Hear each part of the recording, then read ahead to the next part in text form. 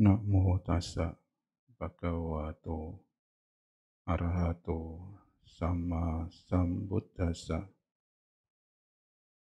Namo tassa bhagavato arahato sama sambuddhassa. Namo tassa bhagavato arahato sama sambuddhassa. Atta sama panidicca. Eta manggala mutamangti. Mengarahkan diri ke arah yang benar. Itulah berkah utama Manggala Sutta. Pimpinan puja yang saya hormati,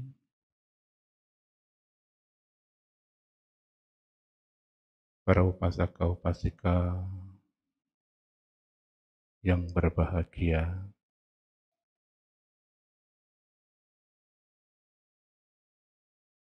pagi hari ini dengan kekuatan keyakinan kita pada Tiratana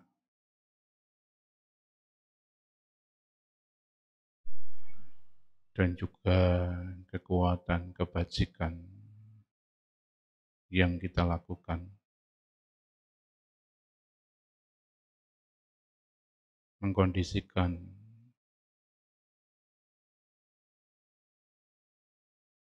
pertemuan, perjumpaan dalam kegiatan puja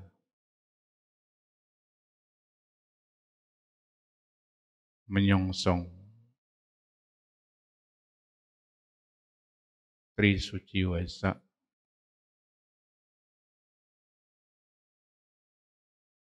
yang akan kita rayakan bersama tanggal 4 Juni yang akan datang.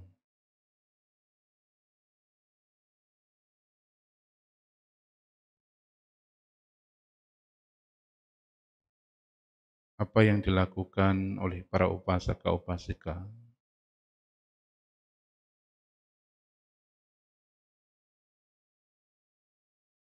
mengisi batinnya dengan kegiatan-kegiatan dhamma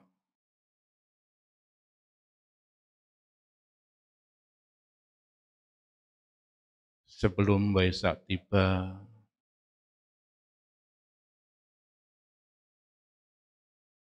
adalah cara untuk melakukan puja, melakukan penghormatan kepada Tiratana,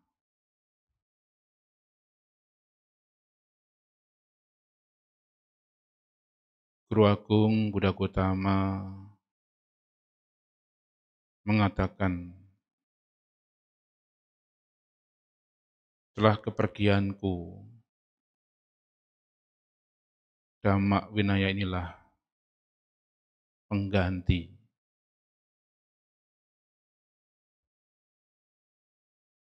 Beliau mengingatkan kepada kita semua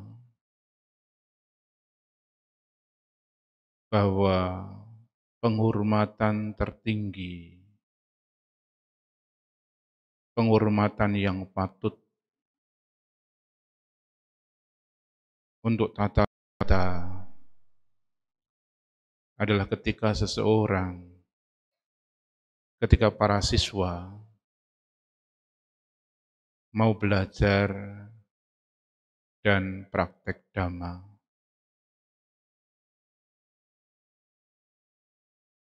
Penghormatan dalam bentuk persembahan-persembahan, sarana puja, itu juga penting. Tetapi penghormatan yang tertinggi adalah ketika seseorang mau belajar dan praktek dhamma. Karena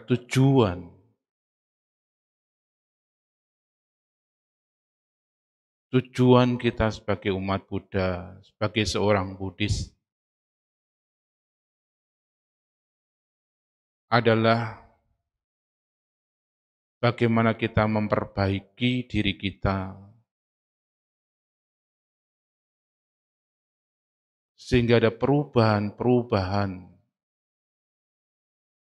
dalam kehidupan kita.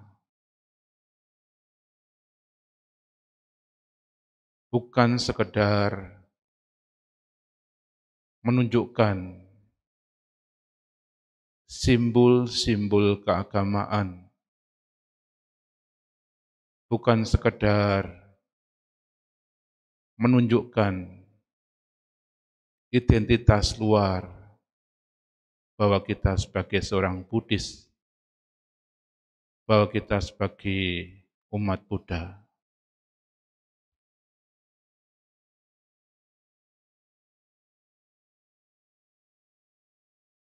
Pagi hari ini saya akan menjelaskan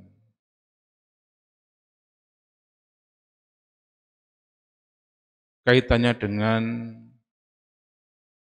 mencintai diri sendiri dengan menjaga dirinya.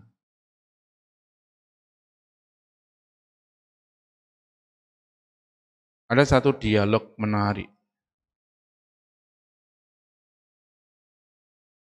antara Raja Pasenadi dengan Putri Malika. Raja bertanya kepada Putri Malika,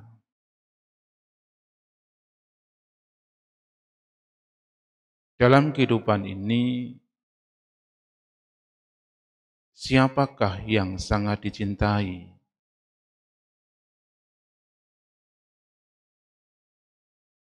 Putri Malika menjawab, diri sendirilah yang saya cintai. Putri Malika berbalik bertanya kepada Raja,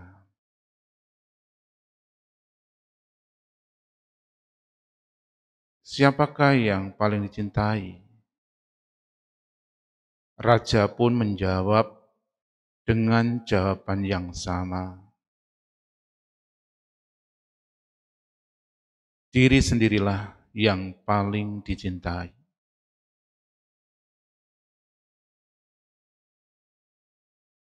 Dialog ini kemudian ditanyakan kepada Sang Buddha. Banti,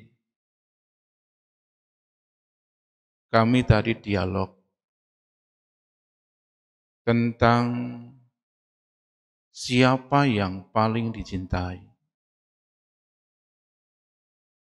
Dan kami berdua sepakat bahwa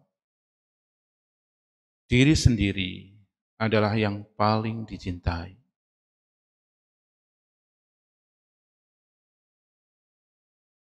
Guru Agung kemudian menjelaskan,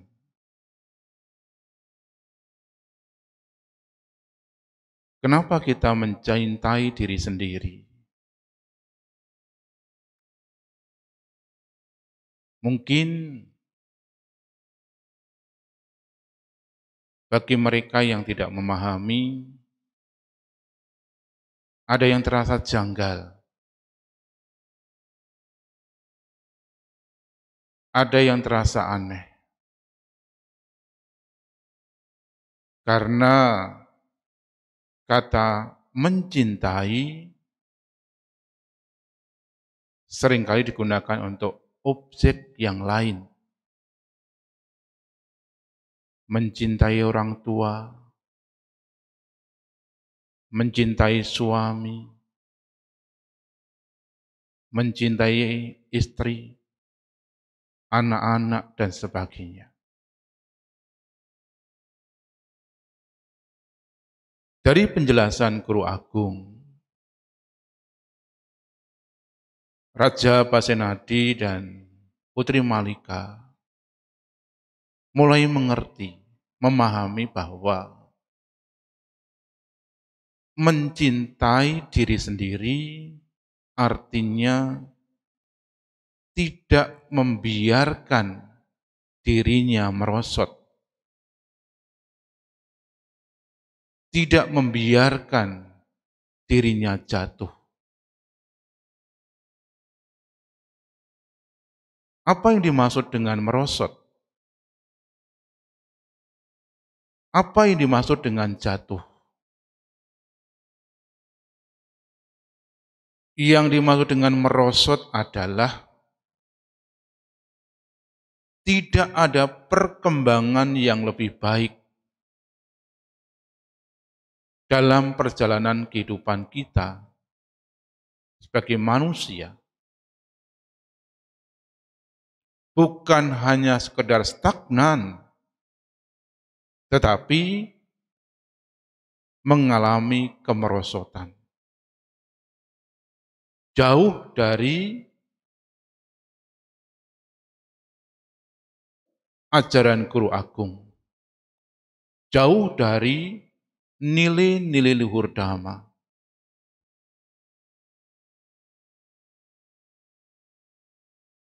Maka kemudian Sang Buddha menjelaskan kepada Raja Pasenadi dan Putri Malika, bagaimana kita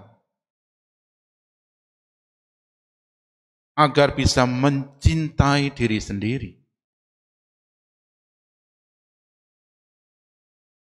Guru Agung kemudian mengatakan, dengan menjaga dirinya sendiri.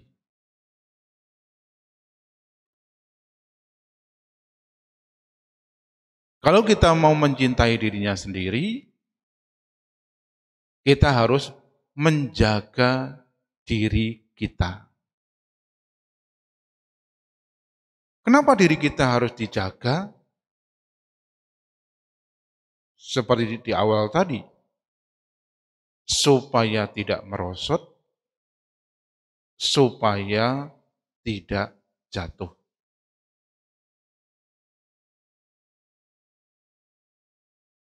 Kalau kita bisa mencintai diri sendiri, kalau kita bisa menjaga diri kita sebagai upaya, sebagai usaha untuk mencintai diri kita sendiri, maka diri kita aman. Orang-orang di sekitar kita juga aman, juga nyaman. Inilah dampak dari menjaga dirinya sendiri. Dalam kutipan para Bawasutta ada kalimat, orang yang maju mudah diketahui.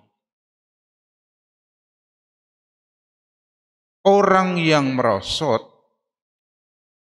mudah diketahui. Mereka yang mencintai Dhamma akan maju. Mereka yang menjauhi Dhamma akan merosot.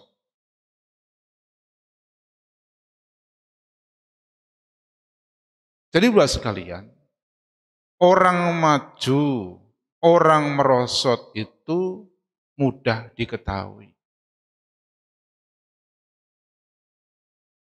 Orang-orang yang bisa maju adalah orang-orang yang mendekat dengan Dhamma.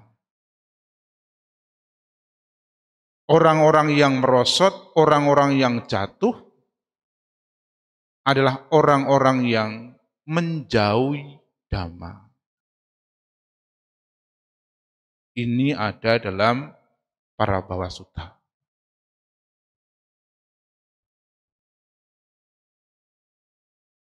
Pagi hari ini saya akan menjelaskan tentang 4 dhamma. Ya, tentunya dhamma ini sangat luas.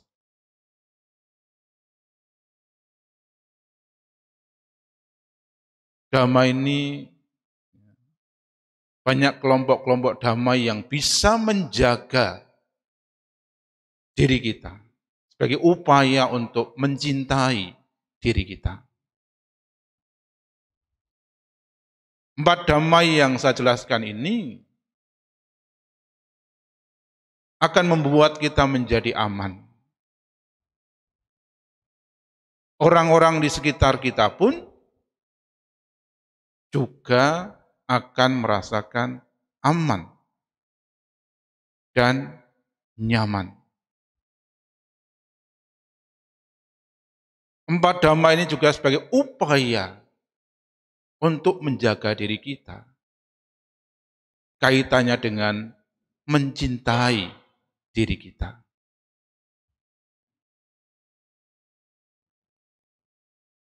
Empat dhamma ini buat sekalian, ya para upasaka sekalian.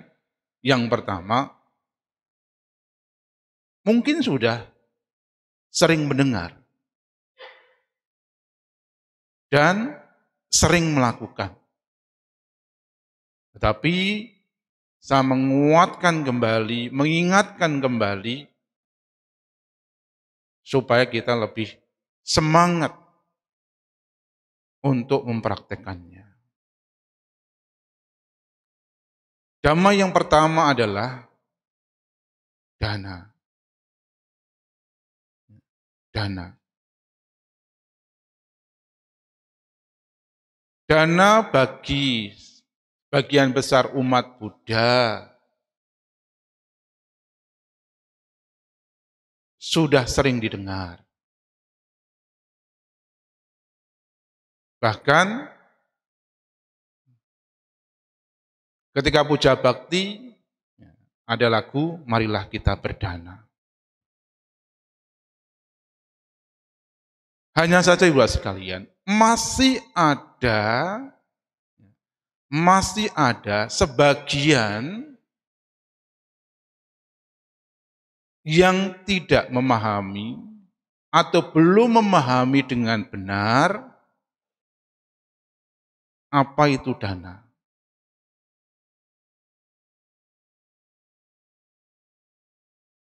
Kenapa saya katakan begitu? Berapa waktu yang lalu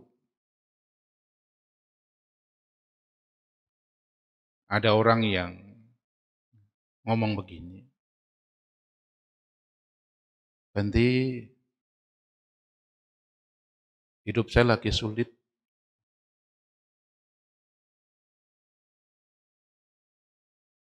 Saya cuti ke wihara, tidak bisa berdana.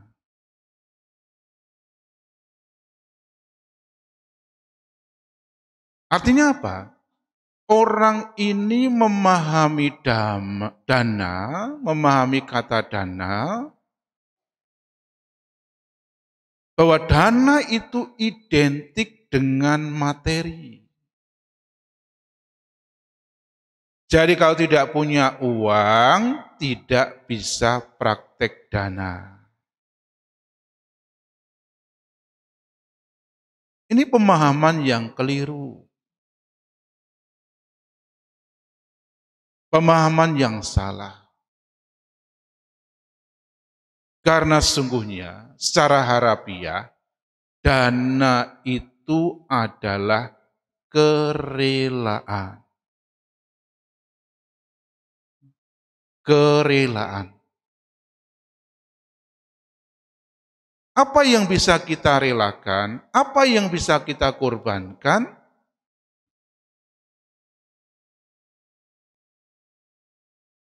ada 2 hal. Bisa dalam bentuk materi, bisa juga non-materi.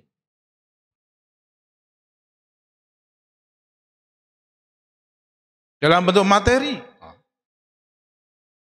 tentu para upasaka-upasika sudah sering melakukan. Ketika ada para biku, bisa dana makan, mempersembahkan makanan, minuman, itu dana merelakan sebagian materinya untuk dipersembahkan. Ketika ada pembangunan wihara, pembangunan citya, kemudian transfer ke rekening pembangunan itu, ini bagian dari praktek dana, praktek kerelaan berupa materi. Ini pun bertahap. Ini pun bertahap. Tidak serta-merta kita bisa merelakan ya langsung besar. Saya jadi ingat waktu di Surabaya, ada yang bertanya, Banti, saya kadang-kadang malu, belum bisa berdana besar. Saya kemudian menjelaskan, untuk berdana besar, merelakan yang besar, itu juga butuh tahapan. Dari merelakan yang kecil.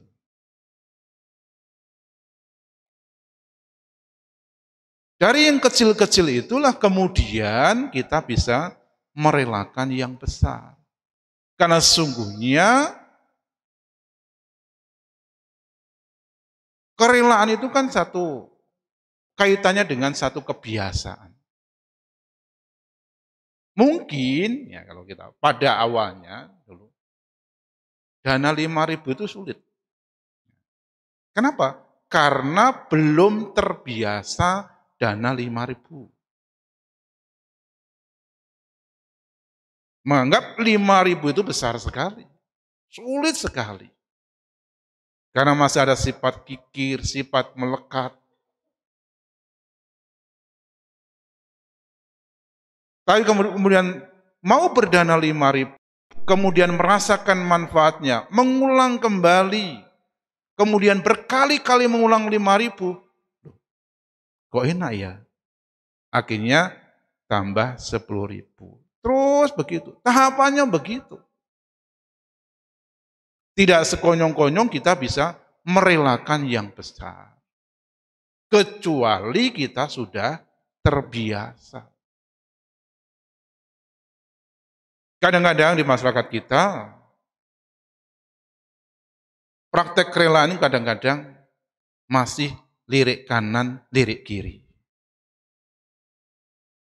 Kadang-kadang karena masih lirik kanan, lirik kiri, kadang-kadang ya ada perasaan seperti tadi. Ada yang malu, ada yang nggak jadi mau praktek kerelaan. Kenapa? Kan tidak memahami dengan benar. Kalau memahami dengan benar, praktek kerelaan itu ya sesuai dengan kemampuan kita.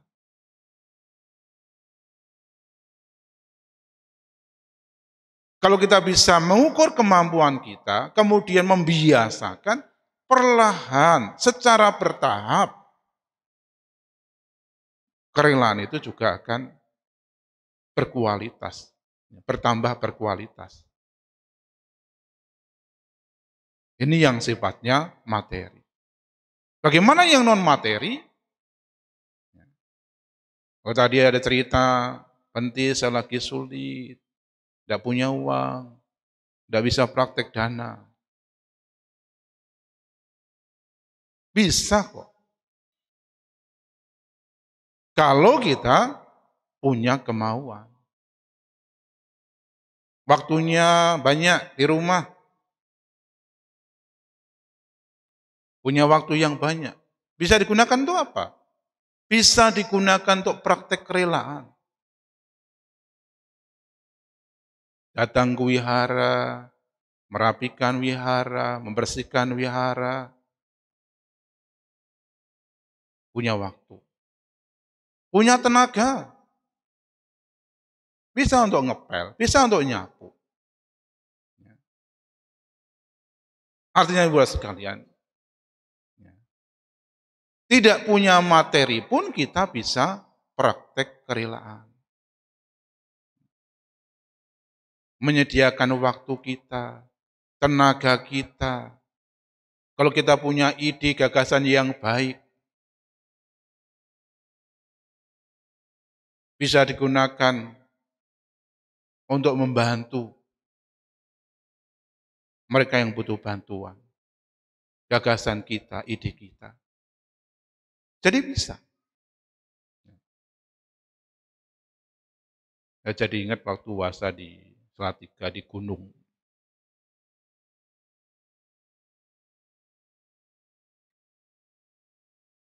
Waktu membuat kuti.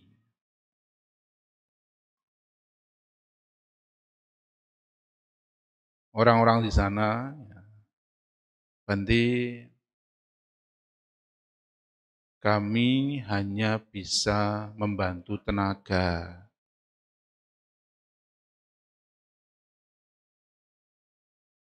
Saya bilang,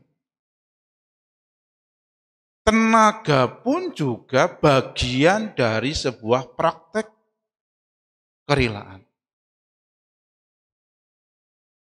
Jangan merasa rendah. Jangan merasa bahwa berdana tenaga itu tidak ada nilai. Nah, pada waktu itu, ya udah, kuti ini dibangun dengan gotong royong. Silahkan bergotong royong. Ya. Akhirnya apa? Selama setahun, tepat pas masa wasa, kuti itu jadi. Dibangun dengan gotong royong.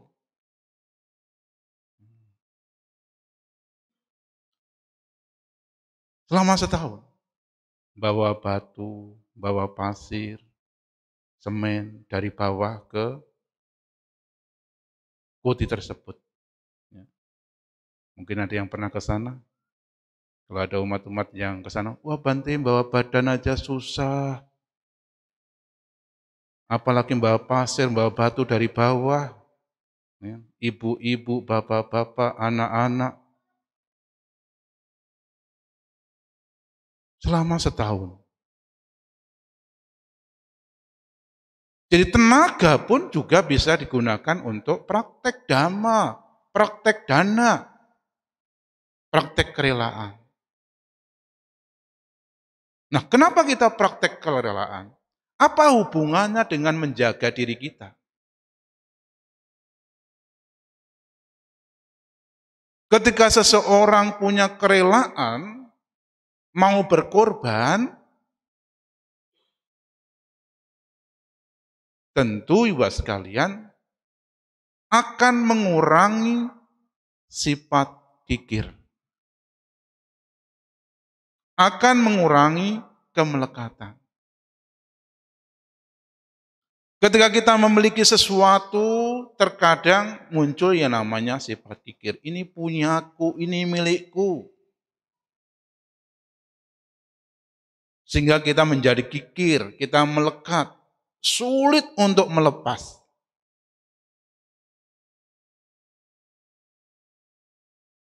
Ketika sifat kikir itu masih ada, masih kuat dalam diri kita, melepas 1000 perak itu sulit sekali loh. Mau masukkan kotak dana itu keluar masuk. Kenapa? Masih kuat kikirnya, masih kuat kemelekatannya. Maka Sang Buddha mengatakan, kalau kita mau mengalahkan sifat kikir, sifat melekat, itu dengan kerelaan. merelakan, secara bertahap, berproses, sehingga kita akan menjadi orang yang mudah untuk merelakan sesuatu, baik yang materi maupun non-materi. Kita akan mudah untuk diajak berbagi. Nah, kalau kita menjadi orang yang mudah berbagi, mudah merelakan, kita aman. Orang-orang yang di sekitar kita pun juga merasa aman, merasa nyaman. Coba kalau kita menjadi orang yang kikir, kita menjadi orang yang melekat. Siapa yang mau mendekat? Jangan dekat dengan dia. Jangan kasih proposal dengan dia. Ya. Orangnya kikir. Orangnya pelit.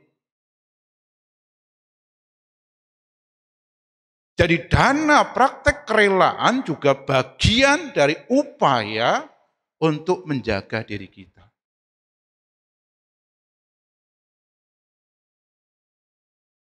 Ini dhamma yang pertama. Dhamma yang kedua, piyawaca.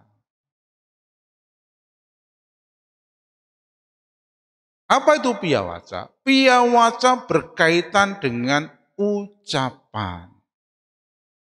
Berkaitan dengan kata-kata.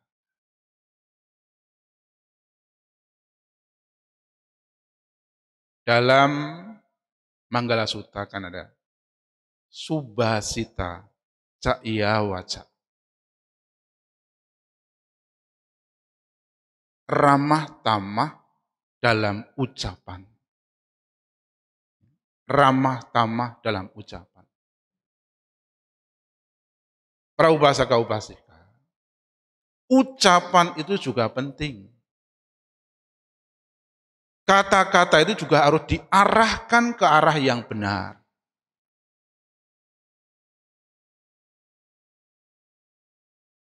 Seringkali ada gambaran lidah itu tidak bertulang. Lidah itu tajam bagai silet. Kalau kita sudah ngomong tidak benar, itu tidak bisa ditarik lagi. Ya. Ketika para upasaka-upasika mungkin sudah ngomong kata-kata kasar kepada orang lain, ditarik lagi, tidak bisa.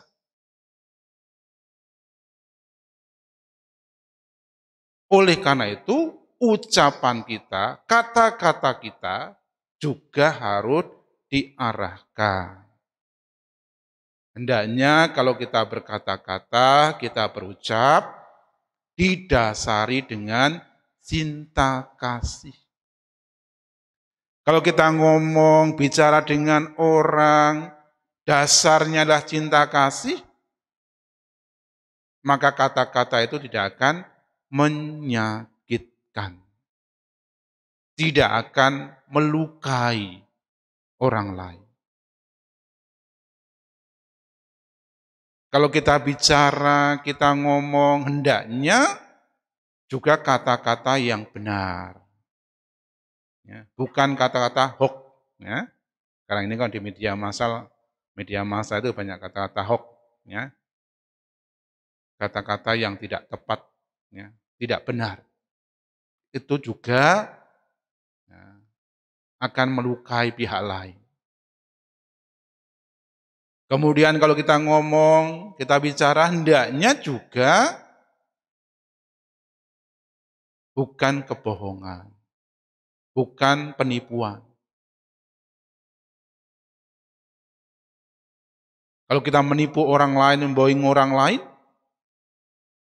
itu juga membuat kita tidak aman. Karena kita tidak akan dipercaya oleh orang-orang di sekitar kita. Karena orang-orang di sekitar kita juga merasa tidak aman. Jadi kata-kata ini, ucapan ini juga harus dijaga. Kita harus ramah, Kata-kata kita tidak menyakitkan orang, tidak melukai orang lain. Itu harus dijaga. Ya. Jadi kalau ngomong, kalau bicara ya tidak sembarangan. Ya kan? Kemarin itu saya lihat video, gara-gara disalib, omongannya udah binatang semua. Itu kan melukai, itu menyakitkan. Ya. Ketika kita bicara tidak benar, bicara tidak didasari dengan cinta kasih, kata-kata kita kasar, siapa yang mau mendekat? Ya. Tidak ada orang yang mau mendekat. Kenapa tidak mau mendekat? Karena tidak aman bersama kita. Tetapi kalau kita ramah, kata-kata kita lembut karena ada cinta kasih di dalamnya, tidak membohongi orang lain, tidak menipu, orang-orang di sekitar kita juga akan merasa aman, merasa nyaman.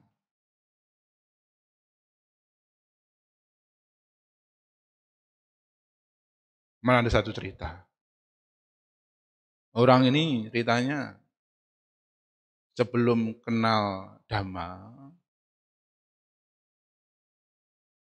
selalu takut. Takut dengan orang ini. Kenapa?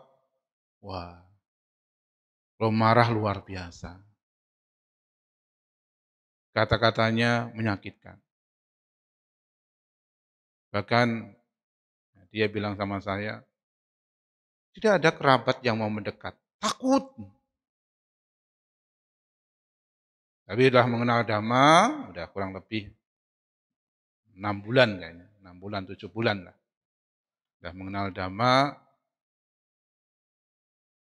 kemudian dia cerita. Yang dulunya keponakan-keponakan tidak mau mendekat. Kerabat-kerabat lain tidak mau mendekat. Sekarang sudah mau mendekat. Saya tanya suaminya, gimana ada perubahan enggak ini? Oh ada Banti, 80%. Dulu kalau ngomong, wah pokoknya ceritanya. Ini yang namanya perubahan. Akhirnya apa? Dirinya aman, orang-orang yang tadinya ketakutan, khawatir, dekat dengan dia sekarang menjadi berbeda. Inilah dampaknya. Dampak menjaga dirinya, menjaga ucapannya, menjaga kata-katanya. Ini damai yang kedua. Damai yang ketiga, atak cariya. Atak cariya itu berkaitan dengan suka menolong, suka membantu.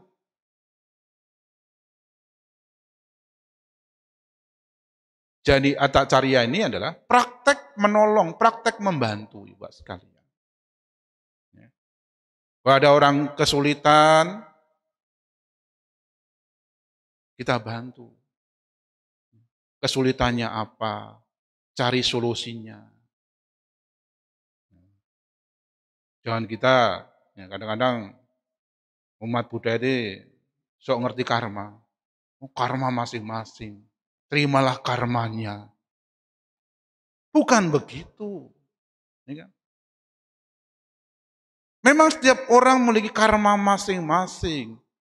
Orang lain ada yang menderita, orang lain ada yang kesulitan, ada orang lain butuh pertolongan. Tapi jangan kemudian kita kan karma masing-masing, Banti. Biarin saja menikmati buah karmanya. Tidak begitu.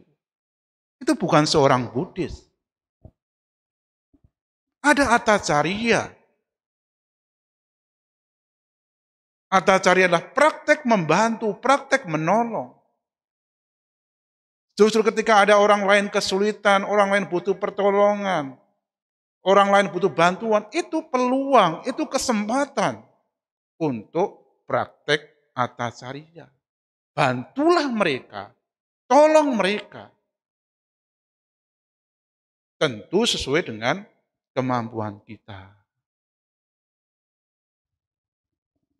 Nah, kalau kita suka membantu, Ibu sekalian, kita suka menolong, itu akan menjaga diri kita. Orang-orang di sekitar kita juga sama seperti kita menjaga ucapan kita. Akan merasa aman. Coba kalau kita ketemu orang kalau ini kan tidak mau membantu, tidak mau menolong. Ya tadi, karma masing-masingnya. Jadi ya, terimalah karmanya begitu. Siapa yang mau mendekat? Tidak ada. Bahkan ketika dirinya butuh pertolongan, tidak ada yang bantu. Tidak ada yang menolong. Kenapa? Orang tidak mau mendekat kok. Tidak suka menolong, nggak suka membantu, ya, cuek, tidak peduli. Suatu ketika dia punya kesulitan, suatu ketika dia punya masalah, tidak ada orang yang mau dekat. Tidak ada orang yang mau membantu.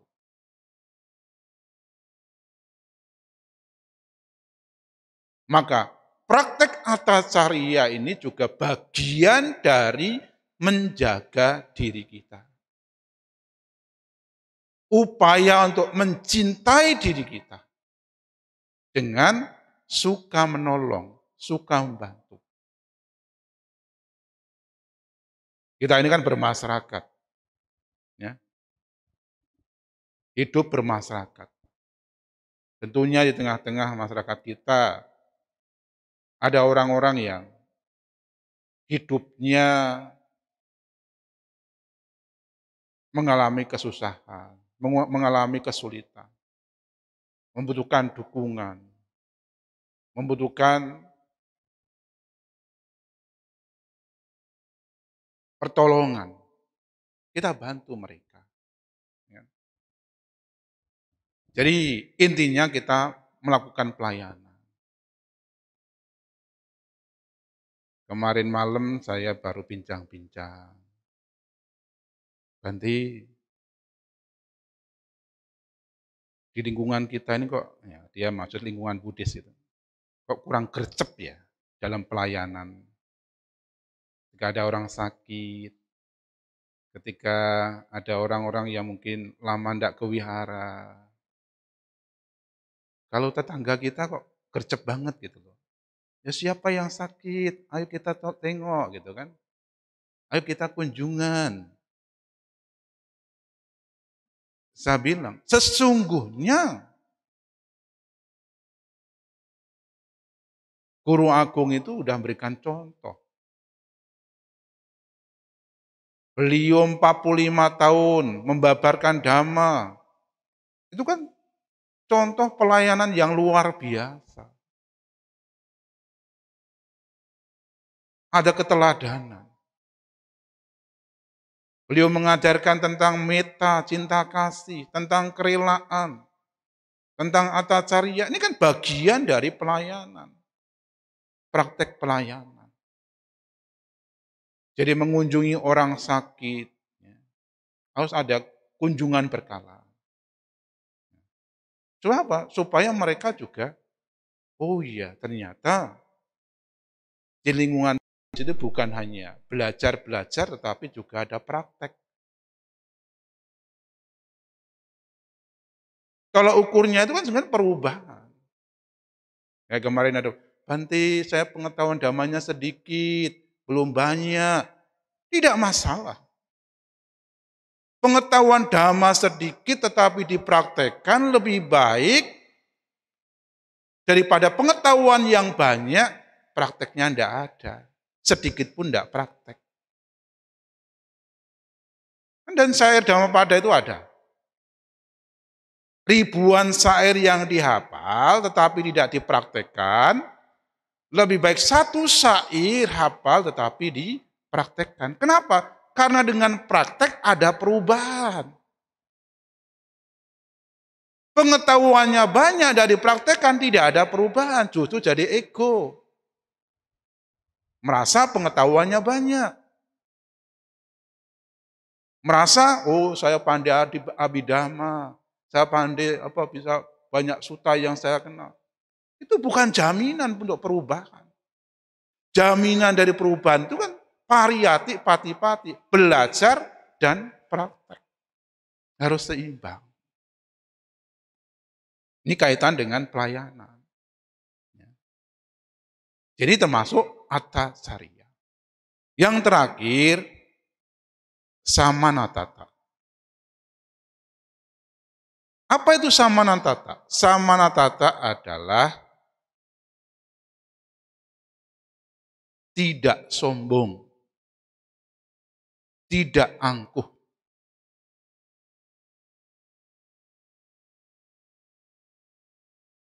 Kadang-kadang ibu sekalian, kesombongan itu bisa muncul sewaktu-waktu. Kita menjadi orang yang paling hebat di antara yang lain. Oh, tidak ada saya, wihara ini tidak jadi. Kesombongan. Oh, tidak ada saya, organisasi ini tidak maju.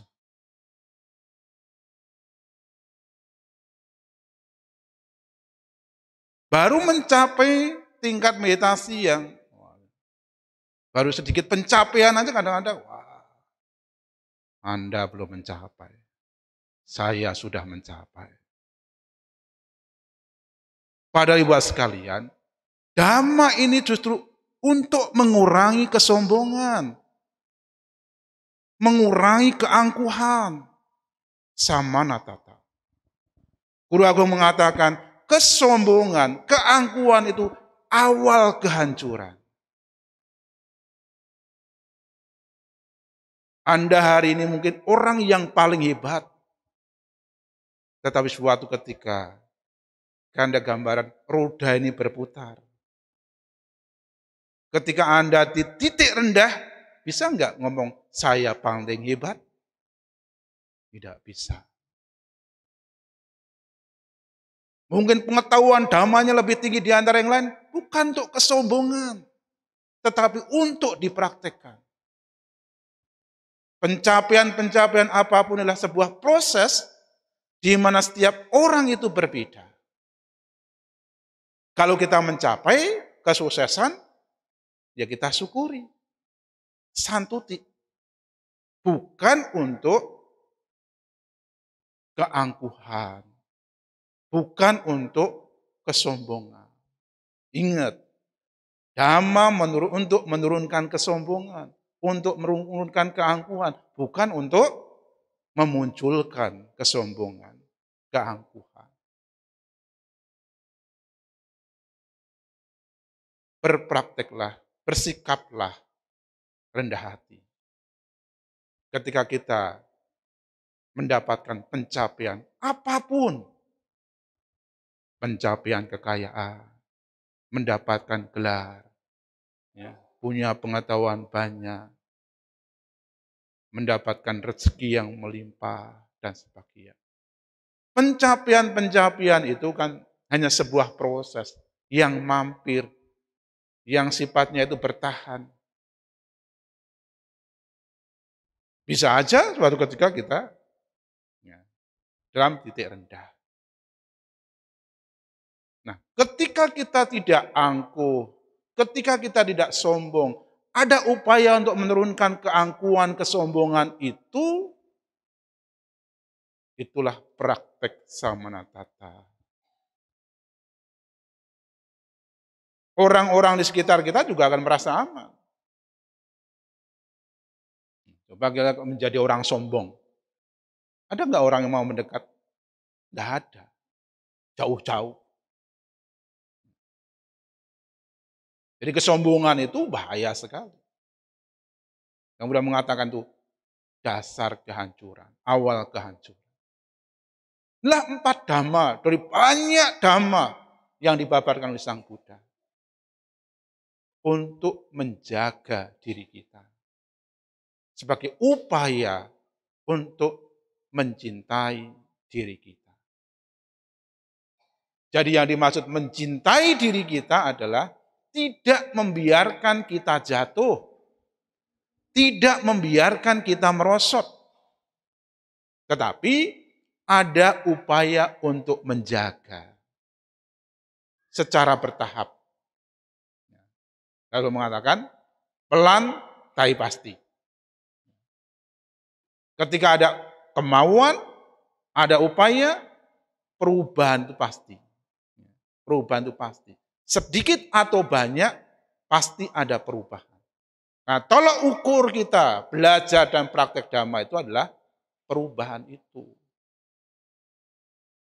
Kerelaannya sudah setahap mana? Piawacanya bagaimana? Kata-katanya bagaimana? Sudah ramah belum? Sudah ada cinta kasih di dalamnya belum? Kita menjadi orang yang mau membantu tidak? Mau melayani tidak? Bagaimana dengan kesombongan kita, turun atau belum? Itulah tolak ukurnya. Semuanya berproses, semuanya bertahap. Yang penting apa? Yang penting ada upaya. Yang penting ada usaha.